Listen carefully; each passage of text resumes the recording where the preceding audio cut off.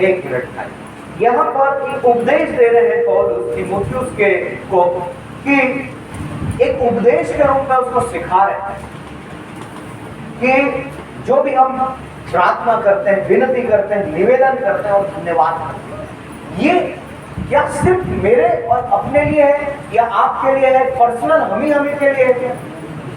यह वचन कह रहा है कि ये सब मनुष्यों के लिए, किसी एक के लिए नहीं, वरन ये सब मनुष्यों के लिए किए जाने की बात है। सब मनुष्यों के लिए ये निवेदन हो, चाहे विनती हो, चाहे प्रार्थना हो, चाहे धन्यवाद, सभी मनुष्यों के लिए करना आज आप और मेरे को जरूर। आज तक हम लोग होता क्या है कि हम अपने लिए और सिर्फ अपने ही लिए विनती भी करते हैं, प्रार्थना भी करते हैं, निवेदन भी करते हैं और धन्यवाद भी। अक्सर हमसे ये मिस्टेक हो जाता है। मतलब मिस्टेक इसलिए कह रहा हूं कि ये हम लोग अनजाने में ऐसा कर रहे हैं, लेकिन जो हमारी प्रार्थनाएं हैं, हमारे निवेदन है, हमारी विनती है और जो हमारा धन्यवाद है, वो सब मनुष्यों के लिए हमको करना है। और इस बात को प्रेरित पौलुस तीमुथियुस, जो कि उसका पुत्र है, आत्मिक रूप से जन्माया गया उनका पुत्र, उसको ये संदेश दे रहे। परमेश्वर जैसे कि आज आपको और मुझको अपना बेटा, अपनी बेटी समझते हैं, संतान समझते हैं, आज आपको मुझको ये संदेश दे। आगे पढ़ेंगे 2 वचन को। राजाओं और सब ऊंचे पद वालों के निमित्त, इसलिए कि हम विश्राम और चैन के साथ सारी भक्ति और गंभीरता से जीवन बिताएं। हाँ देखिए, और न सिर्फ सब मनुष्यों के लिए वरन राजाओं के लिए भी। जो राजा का मतलब है जो राज करता है, जिसका राज चलता है ना उस देश में, उसके लिए। और जो भी ऊंचे पद वाले बड़े लोग हैं जो एडमिनिस्ट्रेशन को संभालते हैं, उन सब के। और वहां लिखता है ऊंचे पद वालों के निमित्त, इसलिए कि हम विश्राम और चैन के साथ सारी भक्ति और गंभीरता से, हमारे अंदर भक्ति उत्पन्न हो, गंभीरता उत्पन्न हो, इसलिए हमको राजाओं के लिए भी और ऊंचे पद वालों के लिए भी प्रार्थना करना है। अगर प्रार्थना नहीं करेंगे मेरे प्रिय भाई तो बहुत बड़ा गड़बड़ है, क्योंकि आगे जो मैं बताने जा रहा हूं इसमें परमेश्वर की योजना है। हालेलुया। आगे देखिए, यह हमारे उद्धारकर्ता परमेश्वर को अच्छा लगता, यह हमारे उद्धारकर्ता परमेश्वर को अच्छा लगता है। आपका जो मेरा परमेश्वर है मेरे प्रिय भाई बहनों, सबसे पहली बात तो हमको जानना चाहिए कि वो सर्वशक्तिमान सृजनहार परमेश्वर यहोवा जो है, आपका और मेरा उद्धार करने वाला परमेश्वर। यहाँ पर पौलुस ने परमेश्वर को नहीं लिखा, लेकिन क्या लिखा? उद्धार करता परमेश्वर। आज आप और मैं जिस चीज से छुटकारा नहीं पा रहे हैं, जो आज आपके लिए मेरे लिए बहुत ऐसा बड़ा बंधन बन गया है कि जिससे आपको और मुझको छुटकारा नहीं मिल रहा है, उससे उद्धार करने वाला आपका और मेरा परमेश्वर। इसलिए प्रेरित पौलुस ने उस बात को आत्मा में लिखा, पवित्र आत्मा की अगुवाई में, कि वो हमारा उद्धार करता। आज आप परमेश्वर को क्या मानते हैं? पिता मानते हैं, सृजनहार मानते हैं। बहुत सारे लोग बहुत तरीके से कई नाम देते हैं, लेकिन ये एकदम फैक्ट है, परमेश्वर हमारा उद्धार करता है। आज हम जिस भी परिस्थिति में है, वहां से आपको और मेरे को बाहर निकालने का दम सिर्फ और सिर्फ आपके और मेरे सृजनहार परमेश्वर में। हालेलुया। अब वो परमेश्वर का नाम सेनाओं का यहोवा है। मैं बार बार इस नाम को क्यों बताऊं? क्योंकि उसका नाम है मेरे प्रिय भाई। आज लोग नहीं जानते, इसलिए बड़ी भूल में पड़े भाई, उसका नाम को नहीं जाने। आज ही बात कर रहे थे पास्टर देवांगन मामा के साथ कि बच्चे का नाम जो है वही उसको पुकारना चाहिए। उसको चिंटू, पिंटू, बंटी, बबली ये सब बोलने की आवश्यकता नहीं। उसका एक व्यक्तिगत नाम दिया गया है। उस नाम की एक विशेषता है। परमेश्वर के पास जितने लोग आए पुराने समय में, परमेश्वर ने उनके नाम को बदल दिया अगर अच्छा नहीं था, है ना? बदला भी नहीं। अब्राहम का नाम बदल दिया, बदला भी नहीं। उन लोगों का नाम परमेश्वर ने बदल दिया। यीशु मसीह ने भी नाम बदला ना, बदल दिया मेरे प्रिय भाई। शिमोन का नाम उन्होंने पतरस कर दिया, याकूब और यूहन्ना का नाम उन्होंने गर्जन के पुत्र कर दिया। इस तरह नाम क्यों बदला? नाम की एक विशेष महत्वता होती है। इसलिए मैं आज आपको बताना चाहता हूं कि आपका और मेरा जो परमेश्वर है, जिसका नाम सेनाओं का परमेश्वर यहोवा है, वो आपका और मेरा उद्धार करेगा। आज आपका किसी भी परिस्थिति में फंस गए, किसी भी कारण से, अपनी गलती हो चाहे दूसरे की गलती, होता है, उससे बाहर निकालने वाला, उद्धार करने वाला अगर कोई है तो वो सर्वशक्तिमान परमेश्वर। हालेलुया। इस बात को मैं यहां बता रहा हूं क्योंकि यीशु मसीह और परमेश्वर दोनों एक हैं, लेकिन उन नामों में बड़ा भेद है। आइए आगे देखिए।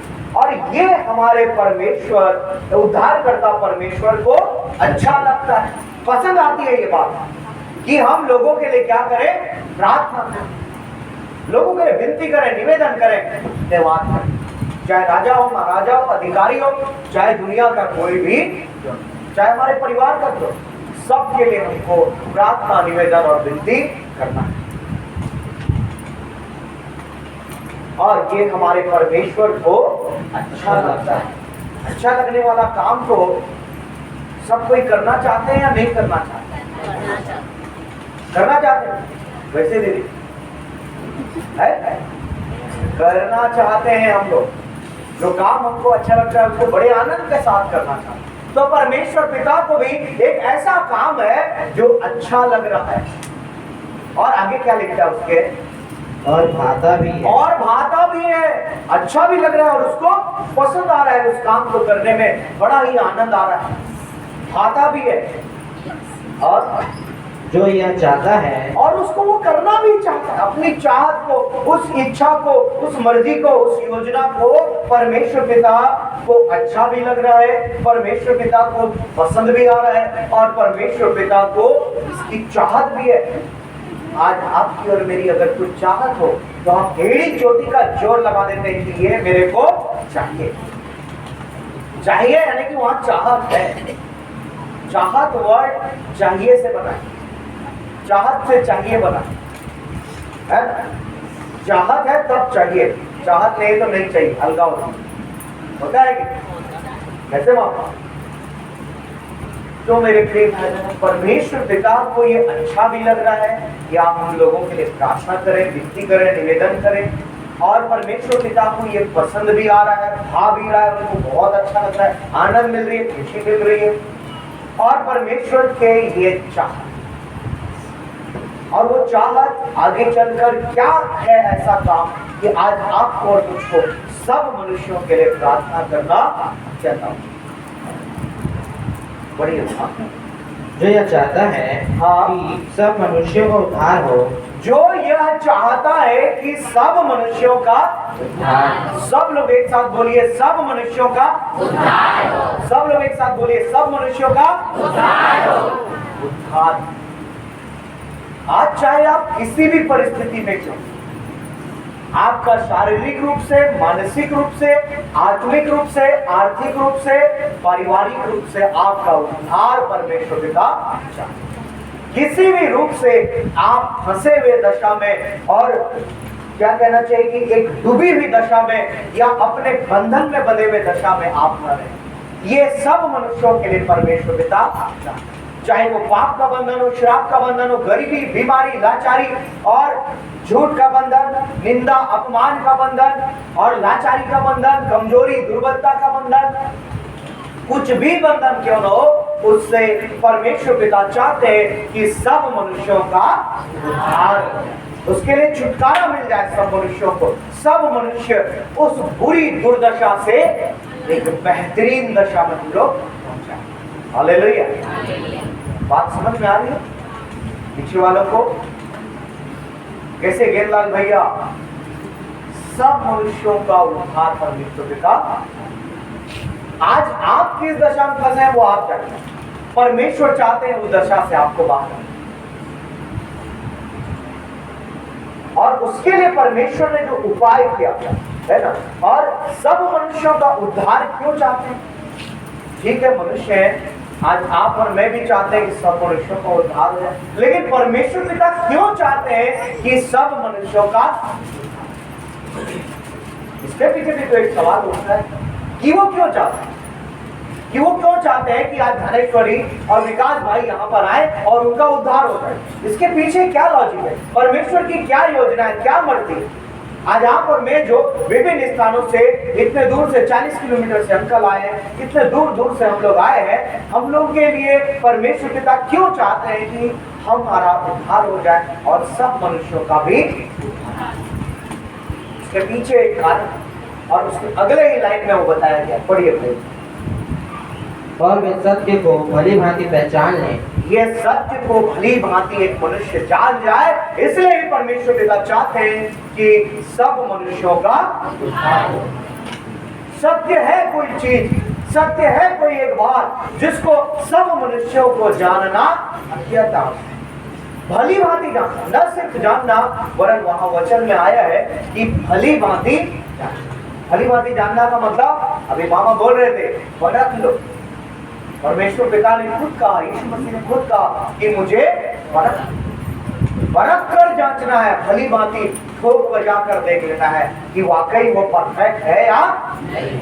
उस सत्य को जानना है आपको और मुझको, एकदम परख लेना है अपनी कसौटी, अच्छे से परखना है, ताकि भविष्य में कभी आपको परखने की आवश्यकता ना पड़े। कितना भी अविश्वास का कारण आपके और मेरे सामने आएगा ना, कई बार होता है, कई बार आपके मेरे साथ होता है। एक बार हम परख चुके हैं अपने उद्धारकर्ता को, लेकिन जीवन के कई क्षण में ऐसा आता है कि हमको लगने लगता है, शैतान और उसके जो दूत है वो ये माहौल क्रिएट करते हैं हमारे सामने में कि तेरा परमेश्वर तेरी प्रार्थना नहीं सुन रहा, तेरा परमेश्वर तेरी कोई बात नहीं मान रहा, तुझको उस पर विश्वास करने की अब आवश्यकता नहीं।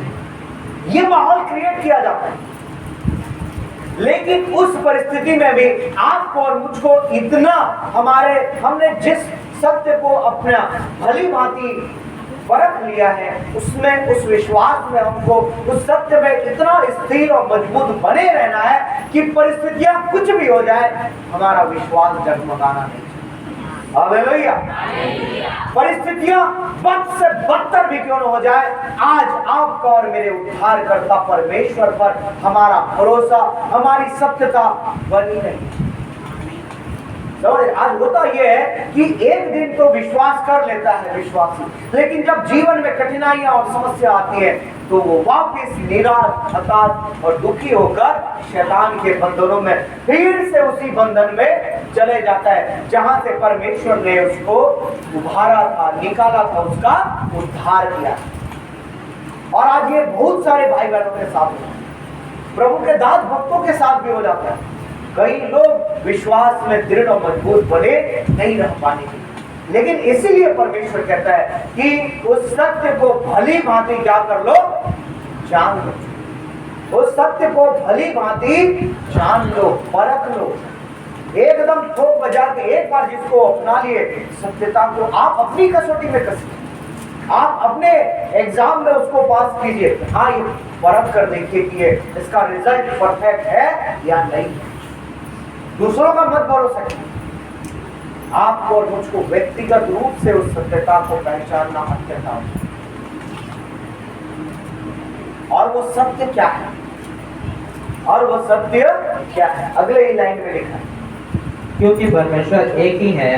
क्योंकि परमेश्वर एक ही है, यही सबसे बड़ा सत्य है। परमेश्वर आप भूलते रह जाएंगे मेरे प्रिय। शैतान ने इतना ज्यादा कंफ्यूजन पैदा करके रखा है, आज मानव जाति भटक रही है, आज ढूंढ रही है सच्चा परमेश्वर, सत्य परमेश्वर।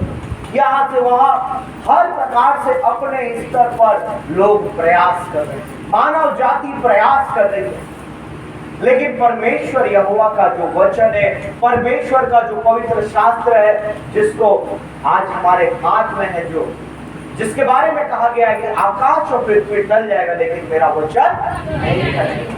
ये वचन में साफ लिखा है कि परमेश्वर एक ही है। जो परम ईश्वर है, जो परमेश्वर है, जो सृष्टि करता है, जो सब का रचने गढ़ने वाला परमेश्वर है, वो एक ही है। उसका नाम सेनाओं का यहोवा। हालेलुया। मेरे प्रिय भाई, इस सत्य को जानना बहुत जरूरी है। जैसे ही आप और मैं इस सत्य को जान लेंगे, परख लेंगे कि वो एक ही मात्र परमेश्वर, तो कितना आपके और मेरे लिए भलाई होगा। देखिए आगे लाइन में पढ़ेंगे। और परमेश्वर और मनुष्य के बीच में भी एक ही बिछुआई है। और परमेश्वर, सब लोग थोड़ा नजर उठाकर मेरी ओर देखेंगे। और परमेश्वर और हम मनुष्यों के बीच में, मतलब परमेश्वर और मनुष्यों के बीच में कोई है, एक कड़ी। बिछुआई का मतलब होता है माध्यम। परमेश्वर मनुष्यों को परमेश्वर तक पहुंचाने का एक ही बिछुआई लिखा है वहां। बिछुआई है नहीं, क्या लिखा है वहां पर? एक ही, सिंगल वन। और दूसरा, यही वो सत्य। आज बहुत लोग बोलते हैं जाना तो वही है भैया, माध्यम कुछ भी नहीं। रास्ते अनेक, मंजिलें, लोग इस तरह का प्रवचन करते, लोग इस तरह लोगों को सिखाते, लेकिन सत्य ये परमेश्वर और मनुष्यों को बीच में मिलाने वाला, उसका अगर कोई बिछुआई है तो वो भी एक ही है। परमेश्वर भी एक ही है, और वो बिछुआई भी जो मनुष्य और परमेश्वर को मिलन कराता है, वो भी सिंगल वन है, इकलौता है। वो हजारों लाखों करोड़ों में नहीं। आज मानव जाति इसी में भटक रही और इसीलिए सही मंजिल तक नहीं पहुंची। स्वर्ग तक, परमेश्वर तक जाने का सिर्फ एक ही रास्ता है। मैं और कोई दूसरा उदाहरण ये नहीं दे रहा हूं कि रायपुर तक आने का एक ही रास्ता, कई रास्ते हैं रायपुर, ये संसार की चीज है। लेकिन जो स्वर्ग है, जो परमेश्वर है, जहां उसका सिंहासन है, उस परमेश्वर तक मानव जाति के पहुंचने का एक ही मात्र माध्यम, एक ही बिछुआई है जो आपको और मुझको और सारी मानव जाति को परमेश्वर तक लेकर जा सकता है।